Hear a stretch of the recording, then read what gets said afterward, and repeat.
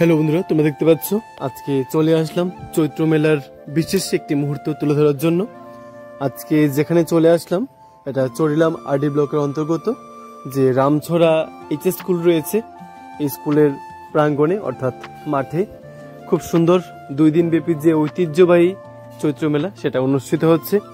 আজকে এখানে দ্বিতীয় দিনের দৃশ্য আমরা দেখতে পাচ্ছি।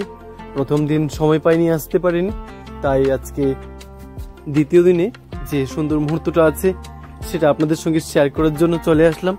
তাই আপনারা ভিডিওটা প্রথম থেকে শেষ পর্যন্ত দেখবেন। রামছড়া যে এইচএস স্কুল রয়েছে এই স্কুল মাঠে 2 দিন ব্যাপী যে চৈত্র মেলা অনুষ্ঠিত হচ্ছে।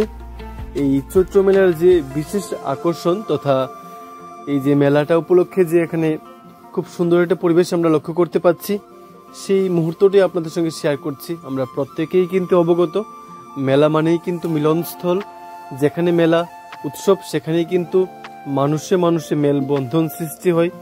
এবং রামছড়া স্থিত যে উৎসব কমিটি রয়েছে বা মেলা কমিটি, ওনাদের উদ্যোগে যে চৈত্র মাসে এই যে ঐতিহ্যবাহী চৈত্র মেলা সেই সুন্দর আয়োজনটুকু করার জন্য ওনাদের প্রত্যেককে অর্থাৎ মেলা কমিটির প্রত্যেক সদস্যকে অনেক অনেক ধন্যবাদ জ্ঞাপন করছি এত সুন্দর একটি উদ্যোগ নেওয়ার জন্য, যার ফলেই কিন্তু আমরা এখানে মানুষে মানুষে মেলবন্ধন সৃষ্টি হওয়ার যে দৃশ্যটা আছে সেটা আমরা দেখতে পাচ্ছি। সেই সুন্দর মুহূর্তের সাক্ষী আমরা হতে পারলাম। সঙ্গে থাকবেন। আর এখানে দেখতে পাচ্ছেন ছোট বড় ব্যবসায়ীরা রয়েছেন বা দোকানদাররা, ওনাদের অবদানটাও কিন্তু অনস্বীকার্য। কারণ প্রত্যেকটা উৎসব অনুষ্ঠান কিংবা মেলায় ওনাদের উপস্থিতিটা কিন্তু অনেকটাই কিন্তু মেলাটাকে আরো সুন্দর করে তোলে। তার পাশাপাশিও কিন্তু এই যে রামছড়া স্থিত যে গ্রামবাসীরা রয়েছেন, গ্রামবাসীদের প্রত্যেকের কিন্তু মিলিত সহযোগিতা এই মেলাটাকে আরো সুন্দর করে তুলেছে।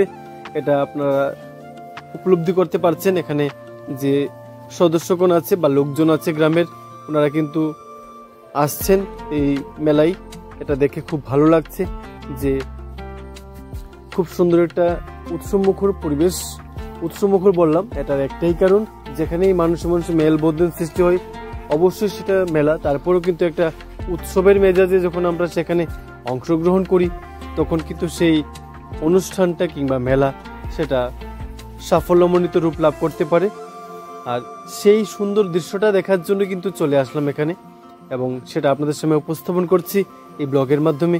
এবং এখানে আসার পর যে দোকানপাট থেকে শুরু করে যে বিশেষ মুহূর্তগুলি আছে সেটা কিন্তু প্রত্যেকটা মুহূর্ত তুলে ধরার চেষ্টা করেছি।